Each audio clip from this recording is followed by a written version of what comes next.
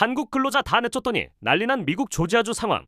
현재 미국 조지아주는 제지공장 줄 폐쇄에 실업자가 증가하고 있습니다. This is the first time I've ever been let go from anywhere. Carly Prater says she was one of more than 100 people let go from Baker and Taylor in Commerce Tuesday morning. I left in tears. I was so upset. I mean, being there 11 years, I was crying. I was so upset. I didn't know what I was going to do. Prater says for more than a decade, this is how she put food on the table for her family. And now, with another baby on the way, she says this situation has added yet another thing to stress out about. So simple. It just has a start date, last date, reason, business closure. This separation notice is all that Jan says he was given after more than 3 decades of working at Baker and Taylor. Paying bills will be difficult till I can find another job. And considering my age, I'm a little late 50s, it's going to be a lot harder to find a full-time job because at my age, people don't want to hire. 이에 한국은 매우 중요한 파트너라며 뒷수습을 하고 있는 중인데요. 2025년 9월 미국 조지아주 엘라벨 지역에서는 충격적인 일이 벌어졌습니다. 현대자동차와 LG에너지솔루션이 합작으로 세운 대규모 배터리 공장 현장에 미국 이민세관 단속국 IC 요원들이 들이닥쳤습니다. 이들은 비자 위반 혐의를 이유로 현장을 급습했고 작업 중이던 근로자들을 한 명씩 제지했습니다. 그날 연행된 인원은 총 475명이었고 그중 300명 이상이 한국인이었습니다. 이들은 현대차 공장의 첨단 설비를 조립하고 가동하게 할 수 있게 만드는 기술자들이었습니다. 그러나 미국 정부는 이들을 불법 체류자로 분류했습니다. 그 결과 수백 명의 한국 기술자들이 구금되는 사태까지 벌어졌죠.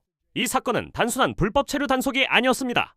유출된 내부 문서에 따르면 구금자 중 일부는 유효한 비자를 가진 합법 체류자였습니다. 그럼에도 불구하고 IC는 그들을 자발적 출국이라는 이름으로 돌려보냈습니다. 이는 사실상 강제 추방이었습니다. 이렇게 불법 체류 문제로 지금 한국과의 사이가 안 좋아지고 있는 가운데 브라이언 캠프 주지사의 움직임은 신속했습니다. 사건 발생 즉시 한국행을 확정짓고 현대차 경영진과의 면담을 공식 요청했습니다.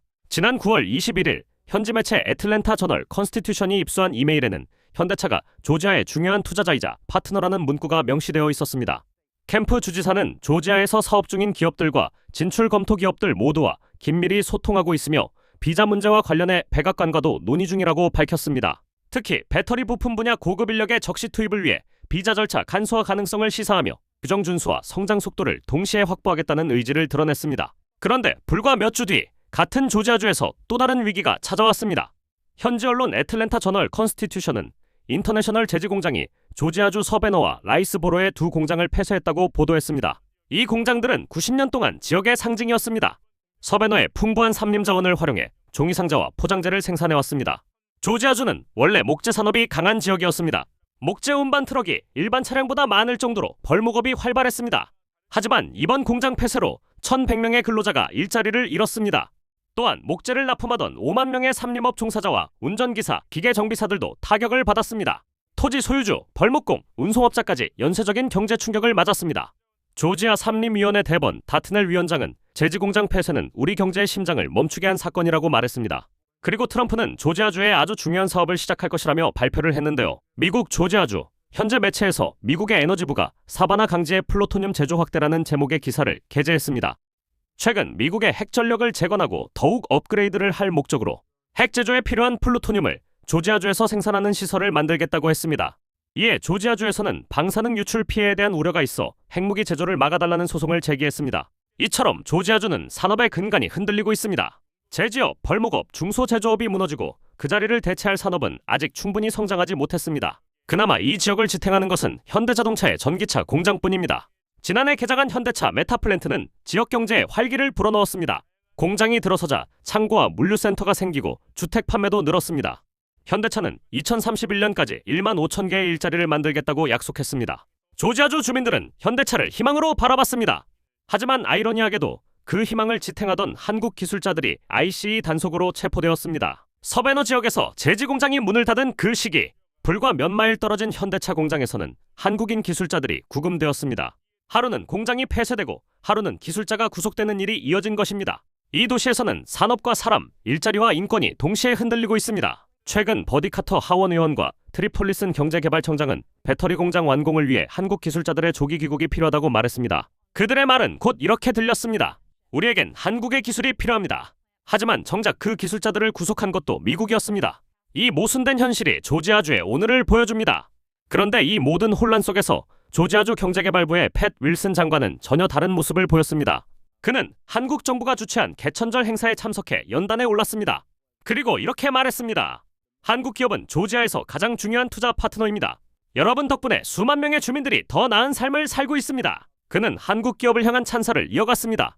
한국은 혁신적이고 창의적인 동반자입니다. 저와 캠프 주지사는 곧 한국을 방문해 협력을 강화하겠습니다. 이렇게 한국의 투자에 감사하다는 표현을 마구하고 있습니다.